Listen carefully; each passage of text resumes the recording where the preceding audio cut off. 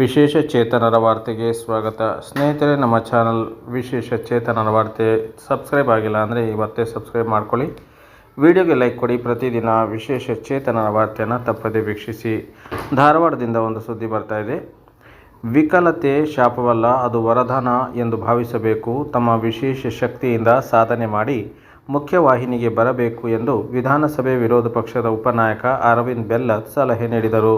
ಸ್ಥಳೀಯ ರಾಮನಗರದ ನಿವೇದಿತಾ ಪ್ರೌಢಶಾಲಾ ಸಭಾಂಗಣದಲ್ಲಿ ಗುರುವಾರ ಹಮ್ಮಿಕೊಂಡ ಸಕ್ಷಮ್ ಉತ್ತರ ಪ್ರಾಂತ್ಯ ಧಾರವಾಡ ಜಿಲ್ಲಾ ಘಟಕದ ಉದ್ಘಾಟನೆ ಮತ್ತು ಪದಾಧಿಕಾರಿಗಳ ಪದಗ್ರಹಣ ಸಮಾರಂಭ ಉದ್ಘಾಟಿಸಿ, ಮೋದಿ ಸರ್ಕಾರ ಕೇವಲ ಧರ್ಮ ಜಾಗೃತಿ ಜೊತೆಗೆ ಆತ್ಮವಿಶ್ವಾಸ ಮೂಡುತ್ತಿದೆ.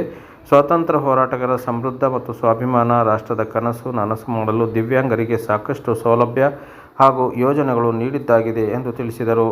ದಿವ್ಯಾಂಗರ ಸಂಗೀತ, ಶಿಕ್ಷಣ, ಕ್ರೀಡೆ ಅನೇಕ ಕ್ಷೇತ್ರಗಳಲ್ಲಿ ಸಾಧನೆ ಮಾಡಿದ್ದಾರೆ. ಅವರಂತೆ ಸಾಧಿಸಲು ಕರೆ ನೀಡಿ ಸಕ್ಷಮ ಜಿಲ್ಲಾ ಘಟಕದ ಕಚೇರಿ ನಿರ್ಮಾಣಕ್ಕೆ ಶಾಸಕರ ಅನುದಾನದಿಂದ ರು. 10 ಲಕ್ಷ ನೆರವು ನೀಡುವುದಾಗಿ ಈ ಸಂದರ್ಭದಲ್ಲಿ ಭರವಸೆ ನೀಡಿದರು. ಸಕ್ಷಮ್ ಉತ್ತರ ಪ್ರಾಂತ್ಯ ಅಧ್ಯಕ್ಷ ಎಸ್.ಪಿ. ಶೆಟ್ಟಿ, ದಿವ್ಯಾಂಗರ ಶ್ರೇಯೋಭಿವೃದ್ಧಿಗೆ ಉತ್ತರದ 14 ಜಿಲ್ಲೆಗಳಲ್ಲಿ ಸಕ್ಷಮ್ ಸಂಘಟನೆ ಸ್ಥಾಪಿಸಬೇಕಿದೆ.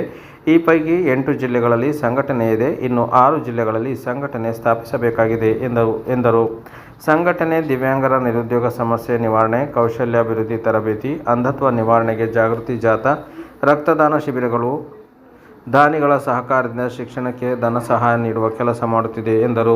ಸಮಾರಂಭದಲ್ಲಿ ಅರವಿಂದ್ ಬೆಲ್ಲದ್ ಅವರಿಗೆ ಸಕ್ಷಮ ಧಾರವಾಡ ಜಿಲ್ಲಾ ಘಟಕದಿಂದ ಸನ್ಮಾನಿಸಲಾಯಿತು. ಇದೇ ವೇಳೆ ಎಸ್.ಪಿ. ಶೆಟ್ಟಿ ಹಾಗೂ ಗಣ್ಯರು ಸಕ್ಷಮ ಪದಾಧಿಕಾರಿಗಳಿಗೆ ಪದಗ್ರಹಣ ಬೋಧಿಸಿದರು.